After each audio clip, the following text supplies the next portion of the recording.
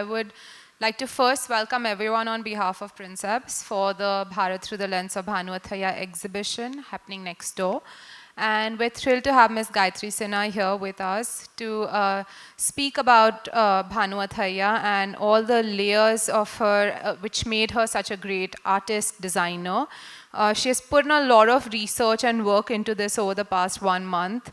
And I'm really looking forward to actually listening to her speak. So without further delay, please, Ms. Sinha, join us here and we'll start the presentation. Thank you, Brideshwari. Thank you, Indrajit. Thank you, Princeps, for inviting me here. We can start on this presentation for today. This was, when I was asked to do this, there was a huge number of questions in my mind about Bhanu Athaiya, because she's been like a shadowy figure in the whole community or the cohort of the Bombay artists of the early 1950s. And there was this question about why did that happen?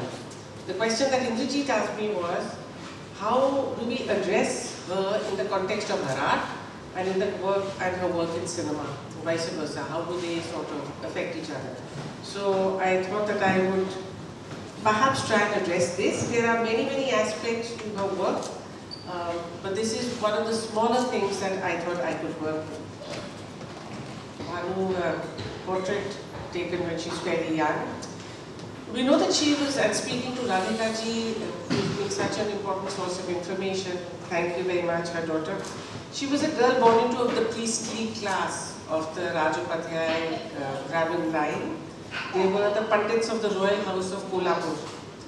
Bhanumati appears as a very unlikely instigator of such a dramatic change in what we can only consider mass aesthetics.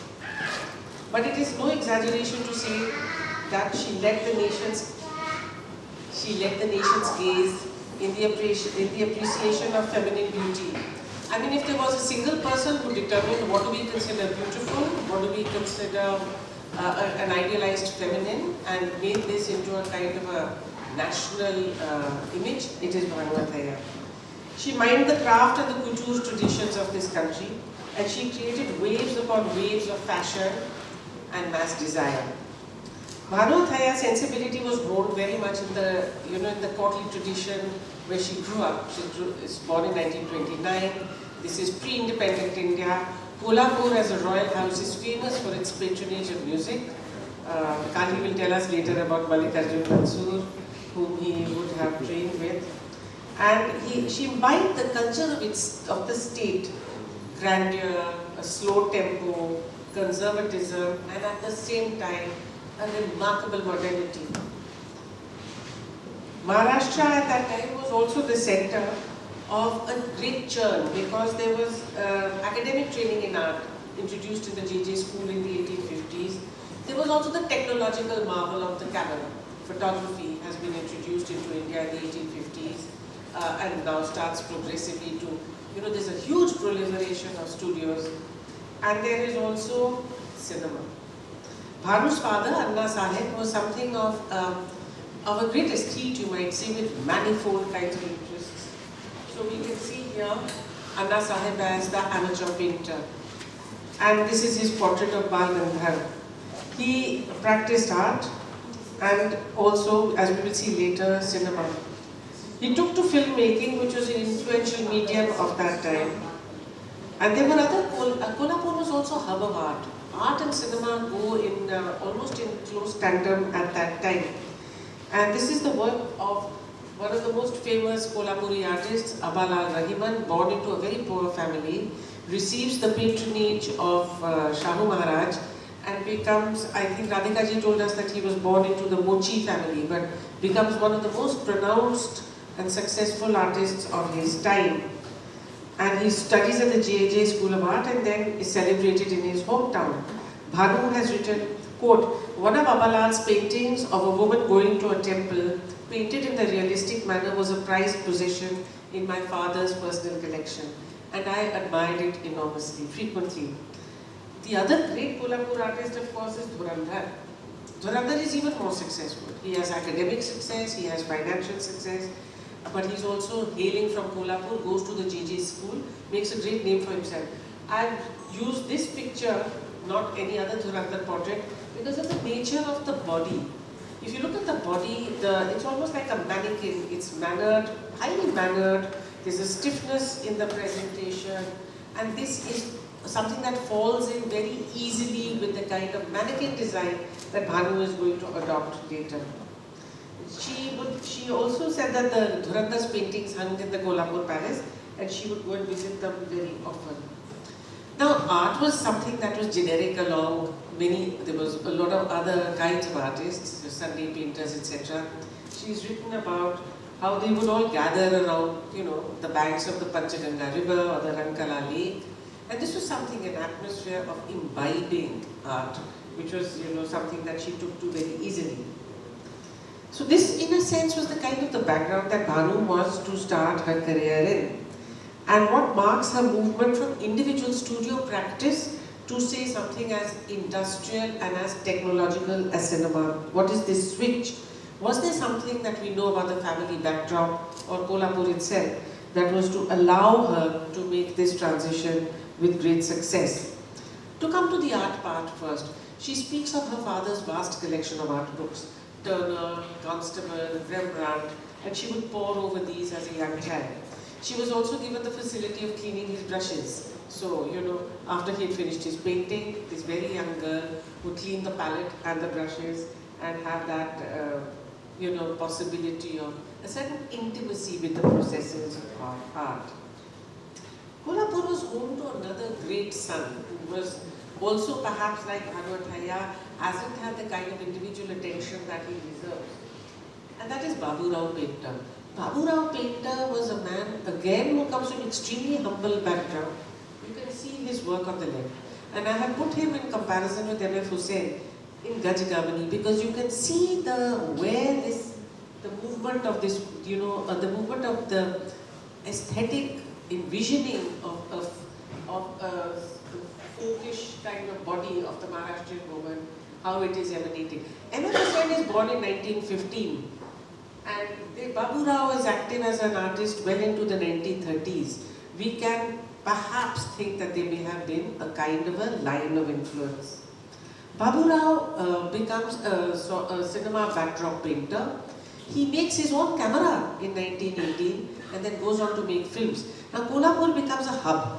There is V. Shantaram, there is Damle, there is Fateh Lal, there is Babu Rao Painter. Together they set up Maharashtra Film Company, which is going to set the tone for a particular kind of filmmaking. Later this will break and become Prabhat. And I mention this because there are three very significant movie studios. The studio was the most powerful instrument at that time. It wasn't the star, it was the studio.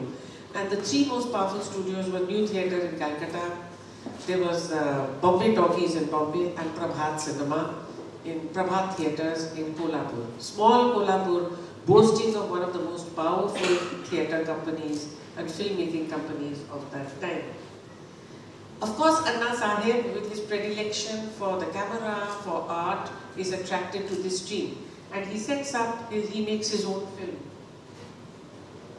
film. But the guy had been cast for her artistic career. And in terms of chronology, her progress was extremely fast. She wins 3 awards we know in Kolhapur. Her teacher encourages her to study. How is she going to take this forward beyond Kolhapur to Bombay, which is by now the mecca of the arts? So Bhanu goes to Bombay and she goes there to live with Hima Devi. Hima Devi is a friend of the family. She's a theatre producer and a dancer, and her mother works with Fashion and Beauty, which is a sort of an early fashion magazine. She advises Bhanu to work at Nutan Kala Mandir for a year because Bhanu has missed the deadline. So she trains as an artist with Nutan Kala Mandir for a year. And then she also does something quite remarkable. She designs costumes for Hima Devi's productions. So we can see Bhanu's already, trying her hand at this. She's introduced to Eve's Weekly because that is how the line of connection comes again through Hima Devi. And she joins Eve's Weekly as an illustrator. And of course takes up schooling at the JJ school.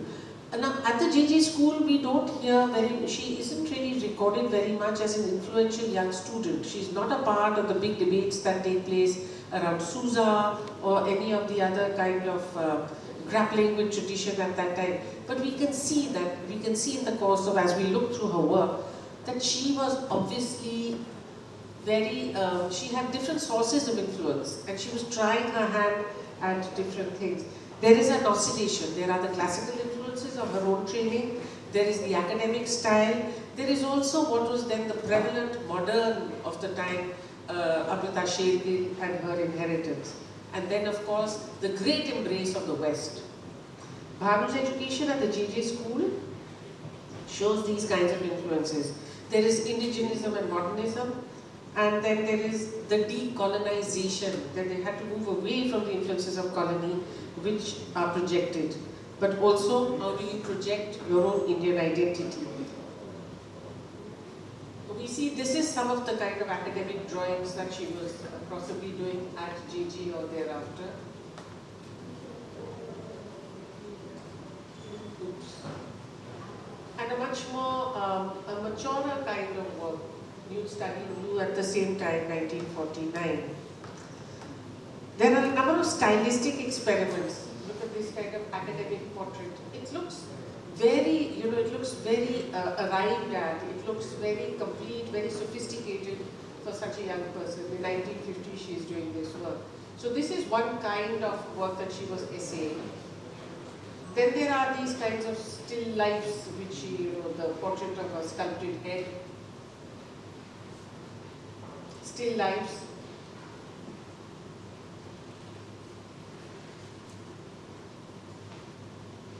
And then, of course, the great influence of Amrita Shergill, who has died in 1941, but is being lauded as a national artist very soon after her death by none less than Jawaharlal Nehru.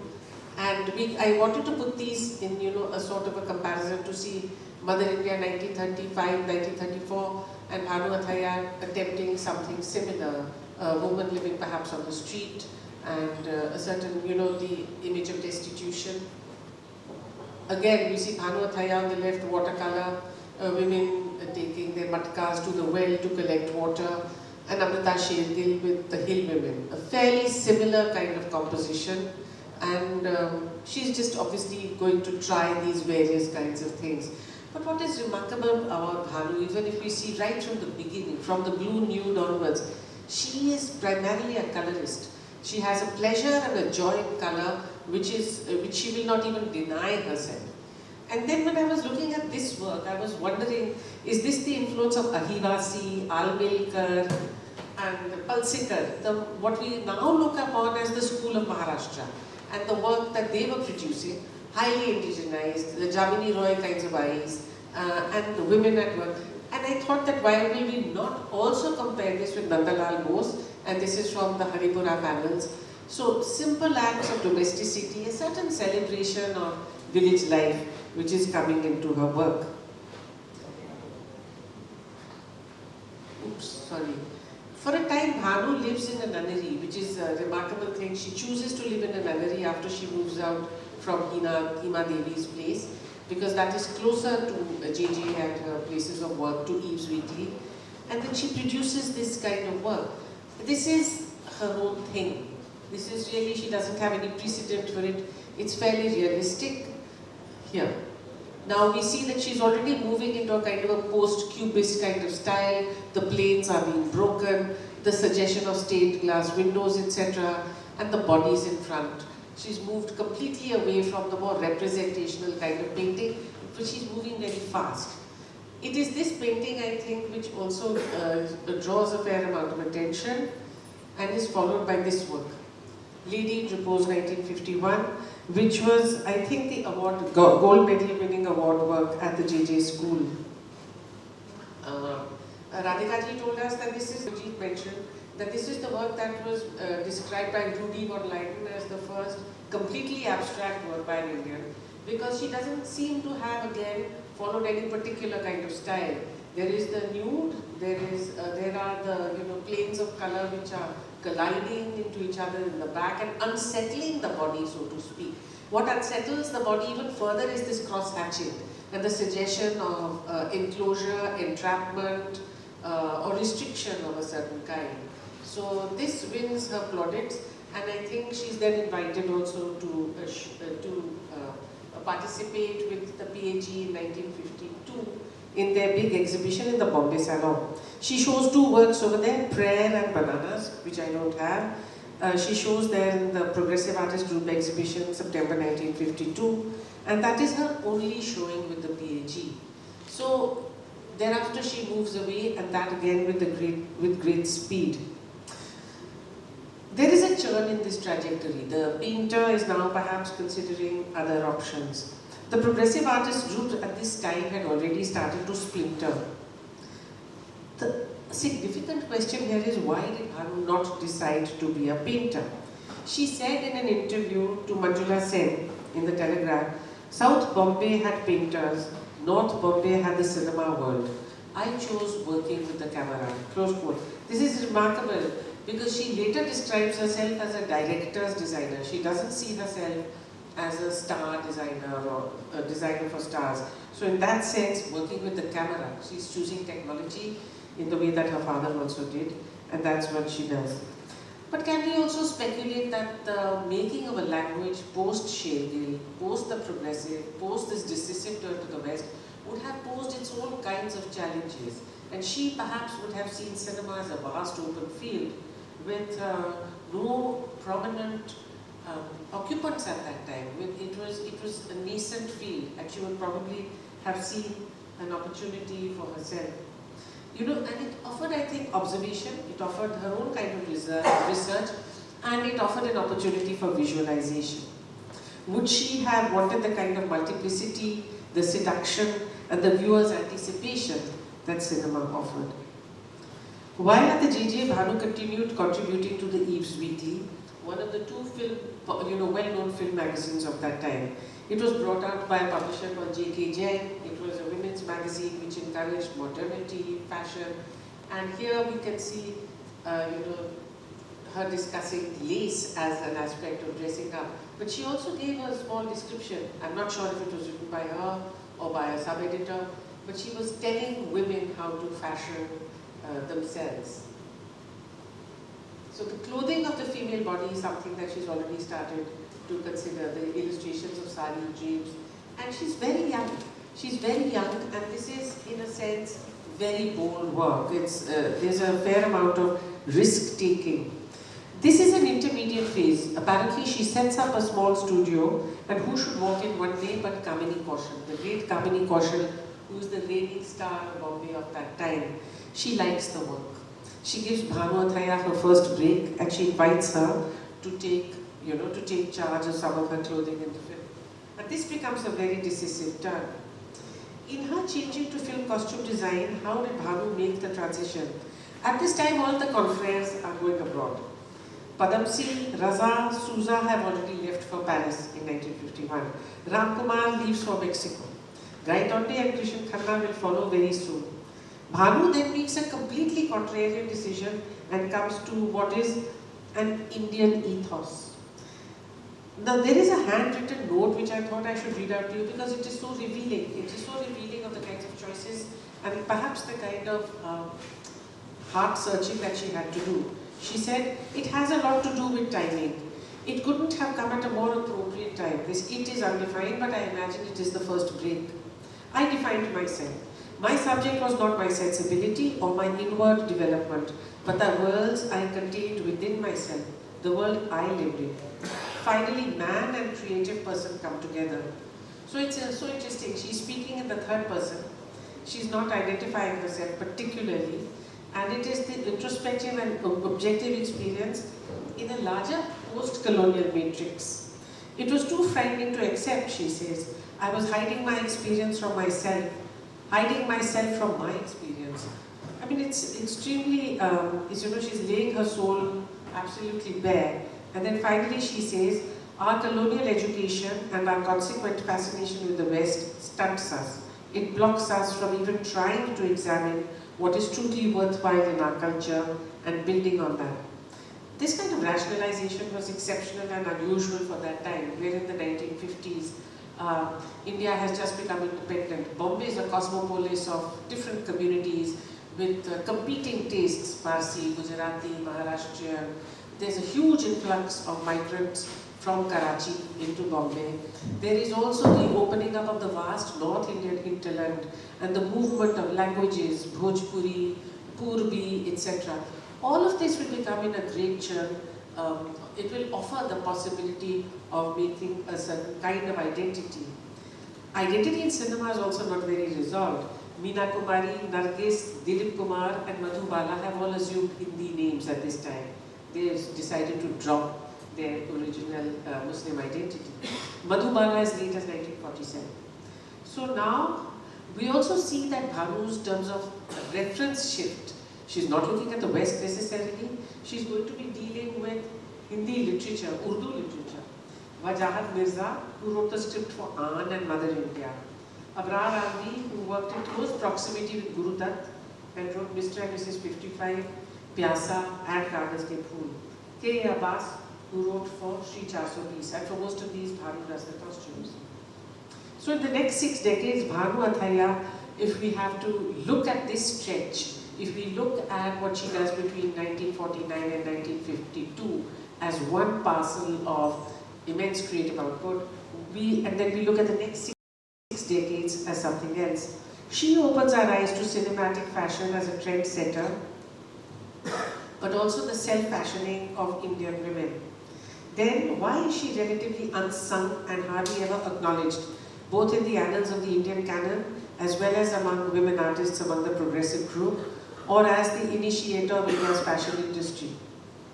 She spoke of herself as a director's designer. People come looking for me, she said, because I give my best.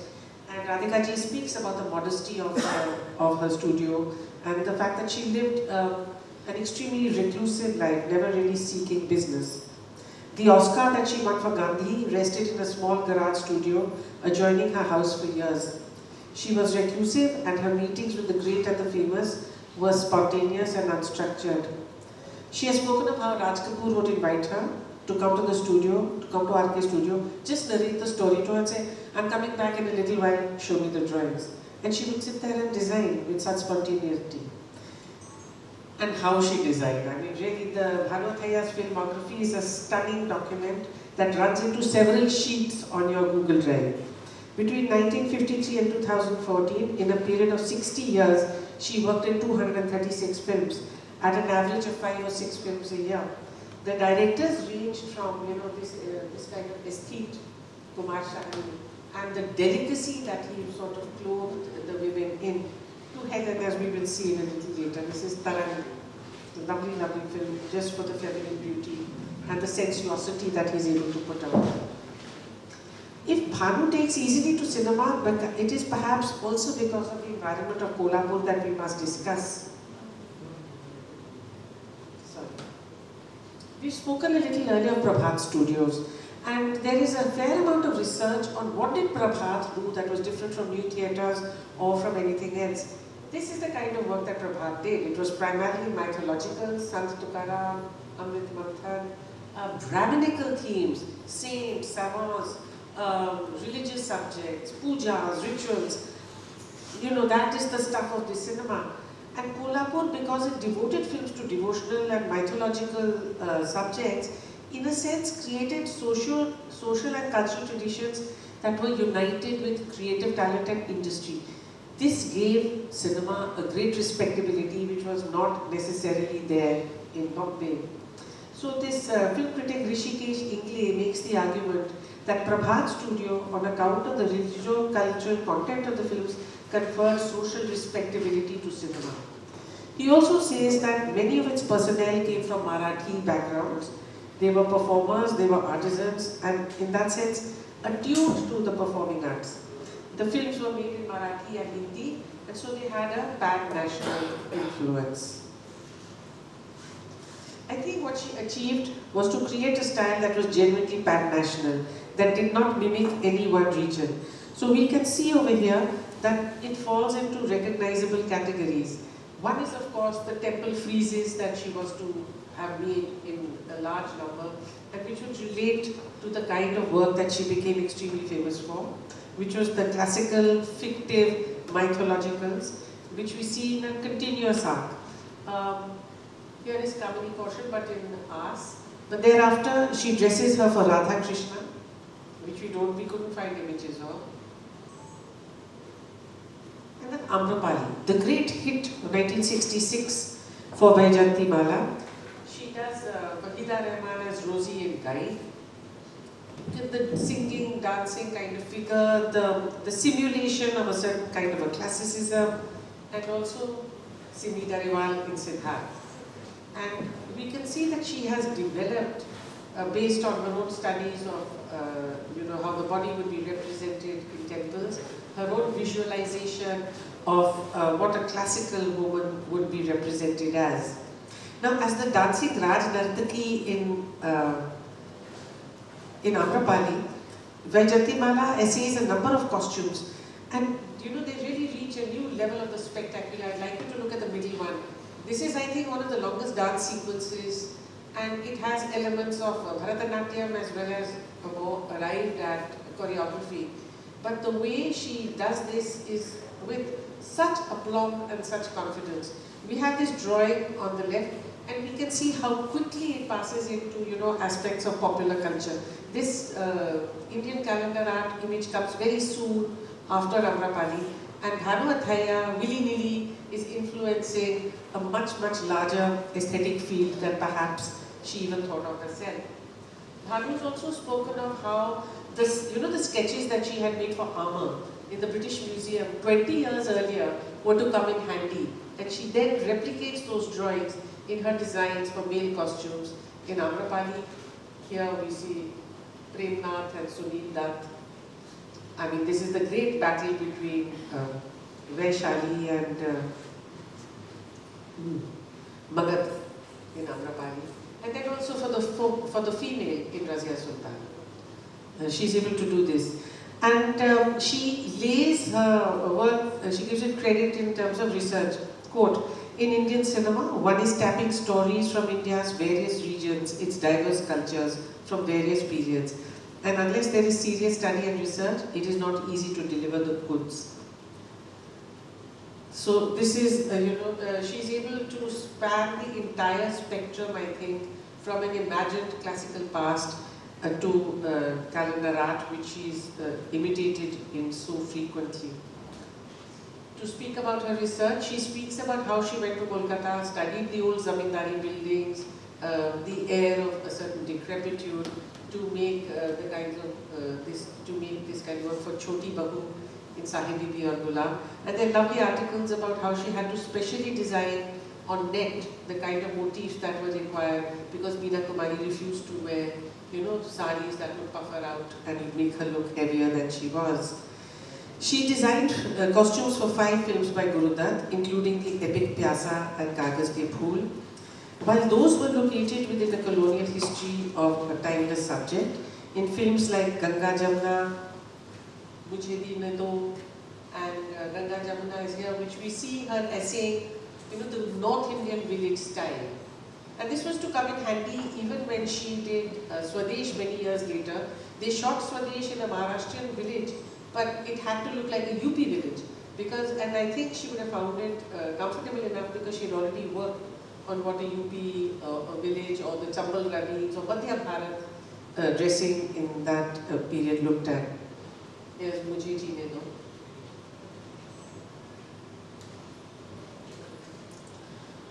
And then, of course, the great Satyam Shivam Sundaram, we heard Wahida Rahman about a few days ago. If Bhanu had moved away from the art gallery, she then comes very close to the spirit of popular art. And this is the kind of art that is, I wanted to draw this comparison. We see Ravi Verma on the left with Shakuntala Sakhi. Shakuntala dressed in white, and there's a similar sort of ethos of the village or the forest. Satyam Shivam Sundaram with Zila Kaman over here, and Saira Banu with Shagir, which is 1967. So there is a sort of a continuity of how the village belle was to be dressed, and that is the imagining which has sort of entered all our consciousness. Satyam Shivam Sundaram wears affinities to a number of these kinds of spin-offs.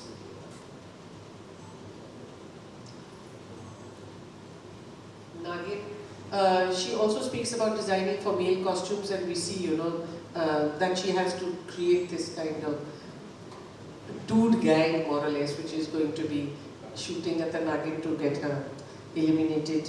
In retrospect, one cannot help but being impressed with the sheer volume of her work. She does ensemble scenes in Lagan and Gandhi and Amrapali, which we will just see. She also designs the urban metropolis. This is one of the most important, I think, aspects of her design, which we tend to overlook, because how was aspirational design appropriated by the middle classes, and the upper middle class or the middle class, the Westernism, the Indo-European fashions that she combines in the work. Nadira and Raj Kapoor in Sri 420, Wahida Rahman and Kumkum in Pyasa. And the representation of character through dress is something that she was exceptionally good at. Romance and purity. I was looking at the work, and Vaijantimala in Sangam, even as a married woman, is often dressed in white. I think it is because she doesn't want to be married to the man that she was married to. And Bhanu Athaiya gives us this impression. She's able to convey this by putting her again and again in white. Vinod Khanna and Hema Malini, Meera, and of course then she becomes the saintly figure. She abandons all color and appropriates white. And then finally Sadhna, we see Meenakshi Sheshadri, Damini again fighting for a certain kind of integrity, and Sadhna in Mera Saya. So entrenched was her style that the audience could read different nuances even in the palette. In Sangam, Damini and Meera, there are different aspects of purity that she seeks to emphasize through the use of the color white.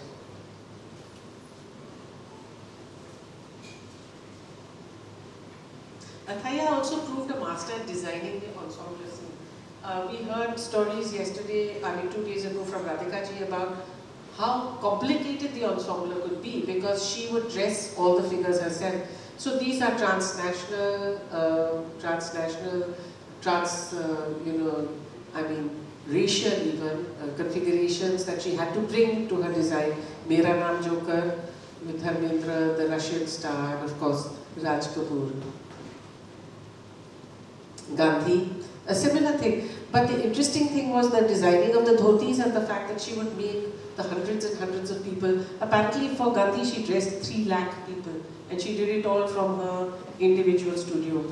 And in this essaying of history so easily, so seamlessly, and there is the well-known quote that Richard Attenborough said that it took him 17 years to put together the script or the story or the plan for Gandhi. But when it came to hiring the costume designer, it took him 15 minutes. Bhanu Athaiya was introduced to him and he was completely convinced. And she does this absolutely remarkable job. There isn't a false note anywhere. Again Gandhi. Baba Saheb Ambedkar. Lagan, which is again a vast ensemble which she dresses. And these involve, characters across the social stratum. Hundreds of children. Shah Rukh Khan, she is mentioned, with a sense of pride. I thought that was so sweet. She speaks of how he's just back from America, he wears only American clothes, but she simulated and made all of these in her own studio. So there is a certain complexity which she also insists upon, but because it gives her the purest and the best, that is what she does. And with a very quiet understatement. No, now I'm just going to be concluding more or less on this, but how do we view Bhanu's accomplishment? Is it only a talent bent towards the vast successes of Hollywood or Bollywood and Hollywood and there, or is her achievement embedded in the matrix of society, culture and artistic praxis? Can we argue she bent her talent to liberate the female body? What did she inherit in 1952? The dominant image was of the faded khadi that Gandhi had insisted upon. There was no altar, there was no jewelry, there was no color. There was an absence of pleasure. What did the mills of England produce? Synthetic sarees in the droves, which women may or may not have wanted to wear. It may not have been apparent even to herself, but Bhanu was every woman's instrument of emancipation in a certain sense, because she seemed to have understood modernity. She has understood the male and the female gaze, and one could possibly see this through both a feminist lens as well as one that invokes male pleasure. We cannot, at least in the beginning of her career, attribute to her a cultural plan. But as she went from film to film, decade to decade, she created a typology of female beauty that struck a resounding chord with the great Indian masses. At the same time, cinema brought her to the masses, even as it allowed her to maintain a certain reclusive distance. I think it is important here to see if her training and early success as an artist had any bearing on her work for cinema. Certainly, she had to abandon the individuality of the artist, the privacy of the individual studio, to work in the ensemble or the team of a film. There was little permanence and none of the security of the early studio system. In every film, she became, to use the term by Michel de Certeau, a tenant of culture. There is a certain tendency which you move from in project to project. Her art was generally relational, with sensuosity and spectacularism, because it operated outside a private symbolic space. Her art wasn't something that you walked past, as in an art gallery. It was the stuff of dreams, imitated by designs and couture houses. It was something that you wore. And is still, carried on in knockoffs that come out of the markets of Bhendi Bazaar or Jaggi House in Shahpur in Delhi, as well as the larger, greater houses of couture, which are now so prominent in the star system of Bombay. Thank you.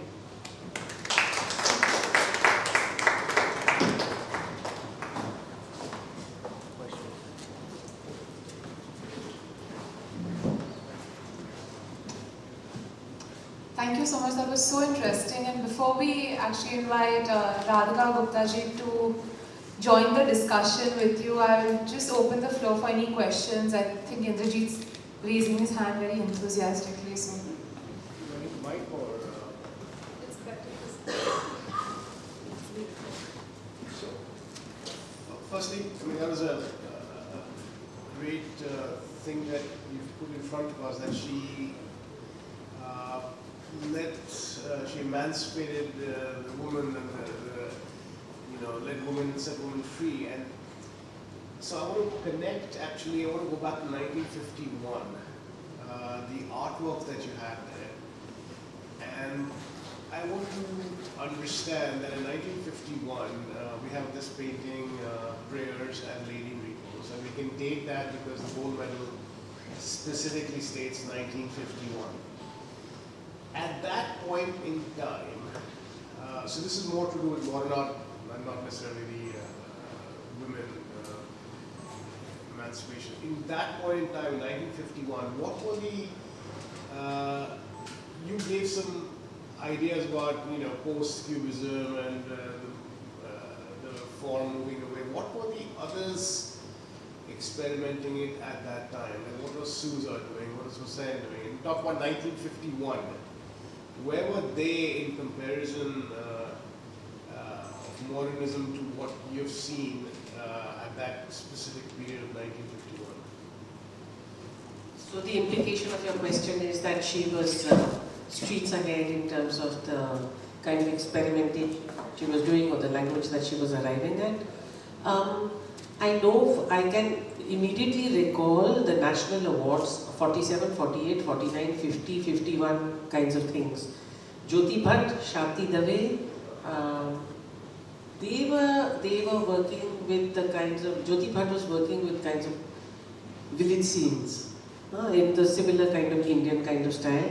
Shanti Dave was working with that kind of thick impasto and gaining a lot of commissions in the Air India offices, etc. across the world. Hussain, as I think the work that we recall, which is in Krishan Khanna's collection of the figures, that is 1955. That is 1955. And Tayyab, I'm not very sure of what he was doing at this time. Krishan was doing a lot of abstract work, Gayatri was doing a lot of abstract work, pure abstraction. So Gaitonde's painting number one, what is titled painting number one, is dated 1952. And it's of course heavily influenced by the Western abstract. Is that the one which looks like the figure, which is like the figure in the National Museum? I believe It's like a figure. It was in the exhibition in the Guggenheim. It looks like the first sort of representation of the human figure, and it's in the National Museum, and it dates back about 3000 BC. But that Gayatri did, and I was struck by it because we've always seen Gayatri as a pure abstractionist. But if we look deeply into Gayatri, he tends to repeat a very elemental form, and this was certainly one. It's a purely abstract form, two legs, two sort of emergent things, and a kind of a head. So the date of that. But you see, but it depends. You know, it also depends upon what kind of Western influences she was imbibing at that time or not. Picasso has gone through his blue period. What I think, and the nude in Western art at that point was prolifically made. I think what really makes that painting so exceptional is two things. Not necessarily the nude. It's the way she places the color planes at the back. You're not sure if they are advancing or they are receding. And they trouble you. They trouble you. The nude is somewhat lost. And then to create this kind of cross-hatching, to give it a certain, perhaps we are reading a certain symbolism in it, which may or may not have been intended. But the fact that she does this with, there's a huge amount of grit. There's a confidence for a very young student in the JJ to be producing that.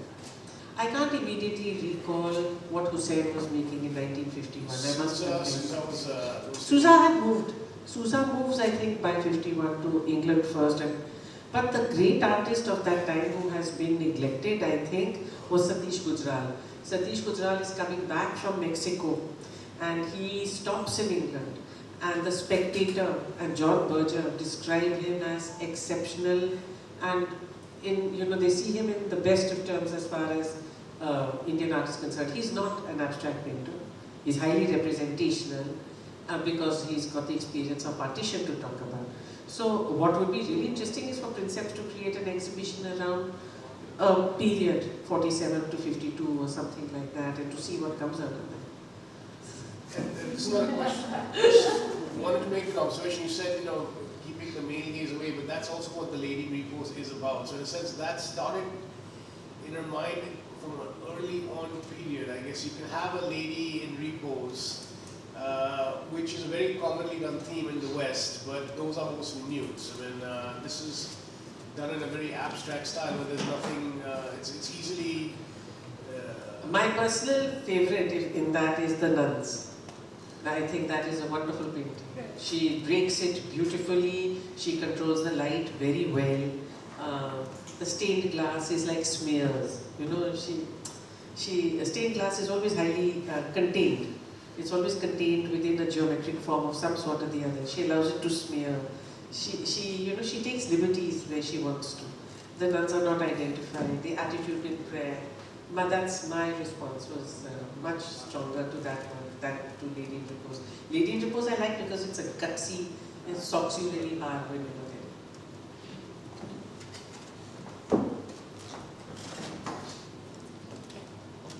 it. Kali, you won't want to tell us something about Kolhapur?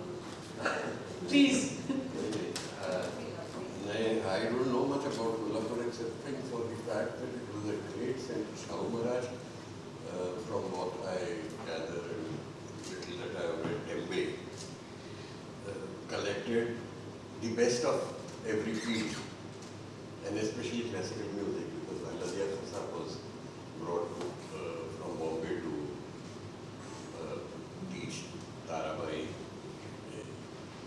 in Kolhapur, and and then of course there was not only Kolhapur, but there was this whole, just before this time there was this great Marathi theatre happening, Anna Saab Kirloskar and all the great Natya Sangeet Natak that was happening in Bombay, and I'm sure that played a role also in her, sort of in the foundational psyche that Bhanu carried with her, because I'm sure her father must have been exposed to all the best of Marathi, classical Marathi theatres. And all Marathi film, of course, derived from Marathi theatre. As early as late 19th century, Anna Kirloskar was 1890s, I think. And so there were these travelling troops that covered not only from Bombay to southern Maharashtra, but also into northern Karnataka. So that's how we have my teacher Mallikarjun Mansoor learning classical music, because it was the influence of the Sangeet Natak that carried on that far. But Kolhapur was a great center of the arts. Yeah, it's shocking.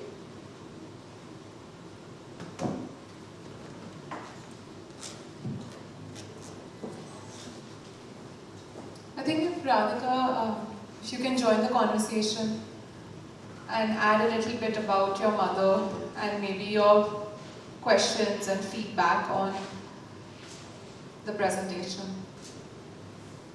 I think I love the way you traced her whole career graph and how you brought out those examples for us to actually put it into perspective. That was wonderful because so many of us see it in isolation, which becomes very difficult to create a focus and really study it in that sense. Because by the time I was born, she had given up painting. I only saw her make sketches for costumes. But there was so much detailing in that obviously her background in fine arts influenced her, definitely. And she was very clear on how she wanted the character to be dressed from head to toe. So she insisted on showing the hairdo, the jewelry, the footwear. So you got a full picture, a full idea of what it would look like. And there were no doubts in the mind of the director exactly what she would turn out. The sketch and the actual dress matched each other. So there was no grey area there. She worked at great speed. 6 films, 7 films per year. Yes, And yes. hundreds of costumes per film. And each film is so different from each other. That is also very difficult. I mean, you do an ajuba and you do a shalimar. It's all around the same time. Or you do a khilona, which covers a Nautch girl, which covers a middle class home with children and bahu and bhabi. So it's a very it's like it's not glamorous, if you can put it that way. It is a normal home. Yeah. So to contain your creativity and depict normal people like the ones people who come to watch the movies would be able to relate to. Because everything wasn't a Helen in a glamorous costume or a Zina Taman in a Satyam Shivam or Vajanti in Amrapali. So I think that was what people who went to watch the movies saw it. It was so normal. It wasn't anything out of the ordinary in that. It's only the dream sequences and things like that which gave Just spectacular. the spectacular, and really it was the outlet for most of us who went to watch movies, that you sort of let your imagination go wild and see things that are totally out of the ordinary. She also, for instance, in Ganga Jamna, she was the first person to use handloom in cinema in Ganga Jamna. वो दिखता है. The So- Bandhani And she said that she was so lucky that by then her handloom house had opened in Bombay, that she didn't have to go to UP to buy the fabrics, that she got a lot of variety there. And both Dilip Kumar and Vajanti Mala wore only handloom. Similarly, many years later in Lagan, the locals only wore handloom and the foreigners wore mill fabrics. She wanted to differentiate that totally, because that was exactly what was happening in the old days when the British were here. So she's used voiles and muslins for the English girl and typical, the khaki and the uniforms and things like that, or the suits for the men, as against Amir Khan and the whole group wearing totally localized clothes. Each one, they were people from various communities, they were people from various professions. And that attention to detail. Yeah, that's remarkable. That is, so. Did she work with anybody for research? This is a lot of thinking. Well, in Gandhi, she did work with some people in the military to get an idea, even though she wasn't doing the military uniforms in Gandhi. They were being brought by John Molo, because in England you got them off the rack, unlike in India where you had to stitch them. So those costumes were, like in Lagan, she stitched them, she created them, and she thought of, a lot of thought went into which regiment would it be, because she would be making the buttons, the epaulets, all that had to be of a specific period. Similarly, when Ashutosh Gwarikar had first brought that film to her, he had set it in 1885. And my mother immediately said, can you make it 1893 or 94? Because in 1885, the Queen was in mourning, and there would be only blacks, greys, and dull colors. Whereas after that, you can use so much color. That's how Lagan looks so different, So these are it's a lot of deep thought that has gone into it. No, it's a remarkable. Bhanu Athaiya is a complete subject in a sense. We haven't got anywhere near understanding what she mined. I've known her for now nearly 70 years, but every day I'm discovering a new facet. I'm looking at it with different eyes.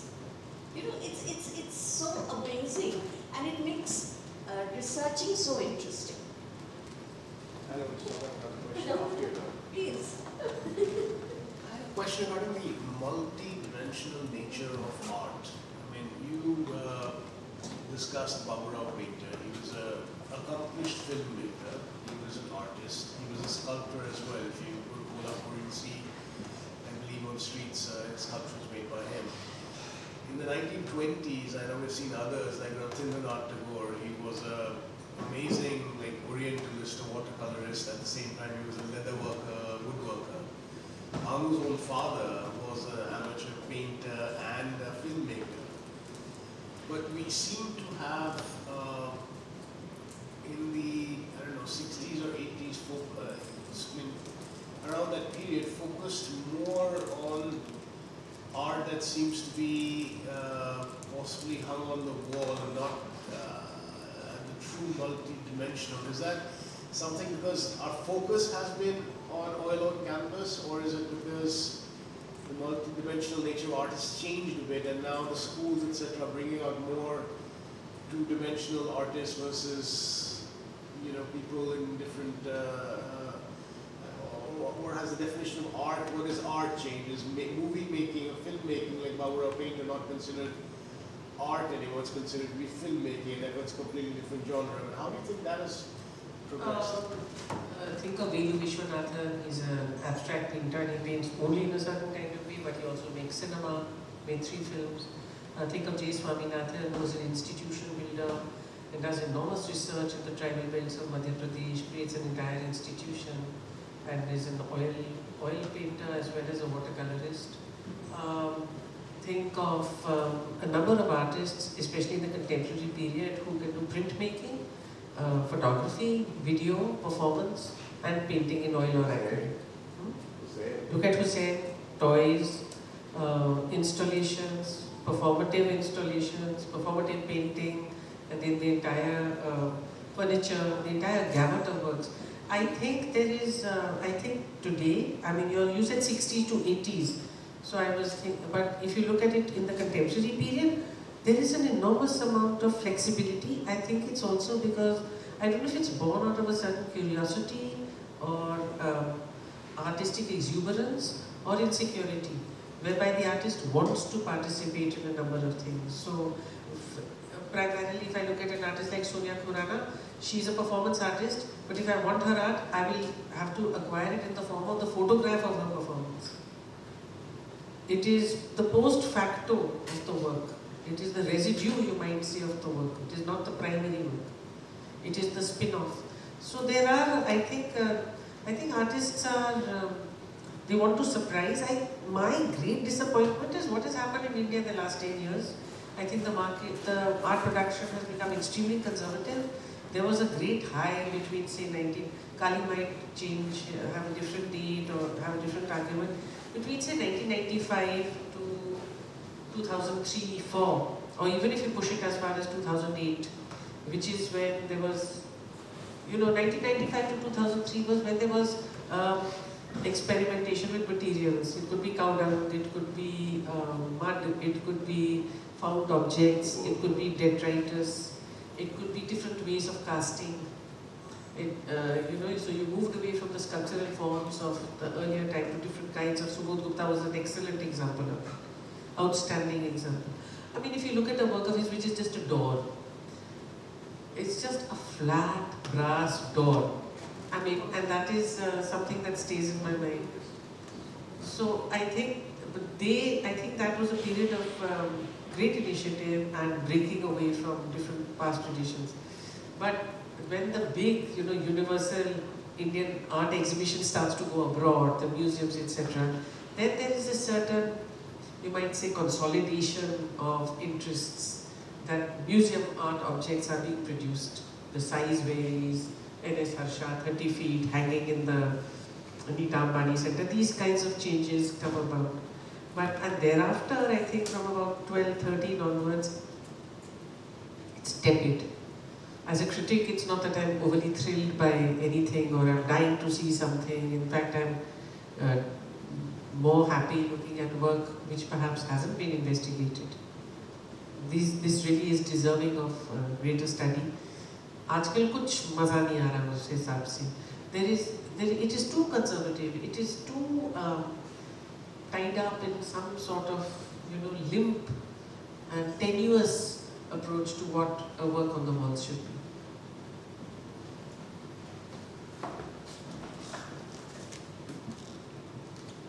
I actually had one final question for you. In one of the slides, you compare Zeenat Aman to a Ravi Verma painting, and we're obviously talking about how her design was influenced by the various factors. Would you say there was anything happening on the other side, Western-wise, which was influencing her film design as well, her costume design? In Western in Western, Hollywood? yes. Yeah, this is the question you can certainly have for things like Helen. Her plumes, Exactly. of course her Spanish dress in the last slide that we see here. She's essaying a sort of a flamenco dress. So where is she getting this from? I mean, is it a sort of, is it a Bollywood version of flamenco? Is it a straight lift from what a flamenco dress is like? This would be, straight off the street, high street of many kinds of shops in the West. You could probably buy it in any of the stores in the 80s or 90s or something like that. So I'm not sure about where this was coming from. But certainly Bhanu was bang on in the idea of the modern woman. And I found it so interesting that in your exhibition, Bhanu's mother's sewing machine, that she has a sewing machine. Because if you look at the popular art around the sewing machine, there's always a woman who's in a little dress and a tight little top, and she's got a sewing machine or she's got a cycle. These become the symbols of modernity. And the sewing machine comes first. And the Bhanu is working on the emancipated woman. She's also presenting that to you in one way or the other. Maybe she's receiving the images to answer your question and then giving you a version that is more, that's flies. It really flies in that sense. Helen was the bearer of a certain kind of view of women. And she's also the most controversial. I must say, I'm not sure whether she's just an emancipator or she's only the subject of the male gaze, or is she both? That is the question around here. So one last question. Since you're here on the spot, the last exhibition of the progressives, you had said that they had started to split already. Now, was the split, obviously some people went abroad. Now, is this split happening because of the success of the group or possibly them not finding any reason to continue with the group? What do you think? I think they would have been isolated. I think their mentors. I think no group from the modernists, from the German expressionists lasted for more than 3 or 4 years. Even the Forbes. No group. Their work later on continued to be influenced by what interactions they had during the group. The Blue Riders, for example, was a short group. And don't forget this group. Krishan Khanna and all are later add-ons. Yeah. They all come later. They are not a part of the original group, Tayyab, etc. So, but the fact that the cohort was it was like knitting a sleeve. It is in progress and it continues over that 3 years, makes it, I think, so influential. Unlike the Calcutta group, which had its 5 members, I think, and after 1 or 2 exhibitions, that also sort of declines. That's because Bengalis love fighting. So That is because? Bengalis love to fight. So No. There's a very interesting argument by A.S. Raman. A.S. Raman used to write for the Illustrated Weekly. There was a lot of work being done in Chennai. But his argument was that Chennai didn't have a Western interlocutor like a Langhammer or a Rudy von Leiden, and it didn't have the press which was going to give it the kind of, feed. It wasn't being fed in the same way by a cosmopolitan press like Bombay had. Bombay was also a cosmopolitan. The city was right. Can you imagine this happening in Delhi? It wouldn't have happened. Not Delhi 1947.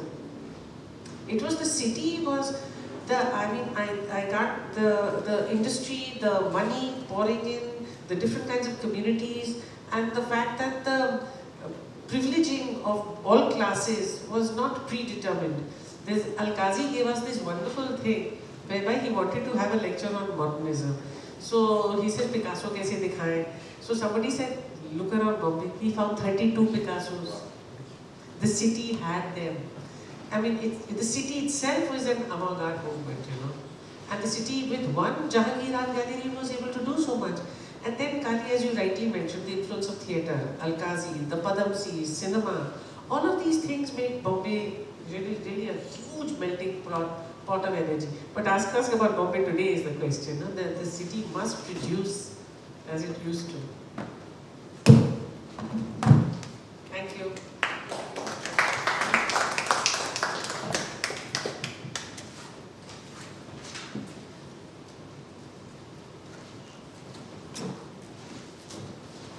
On behalf of Princeps, I would like to thank you for this very, very interesting presentation, and it's going to be up on YouTube, so whoever has missed it, it's sad for them, but they can view it on YouTube as well. And I hope we can continue this conversation through, many different mediums as well, and I'm sure Indrajit will be constantly asking you questions, so that will continue, and thank you everyone for joining.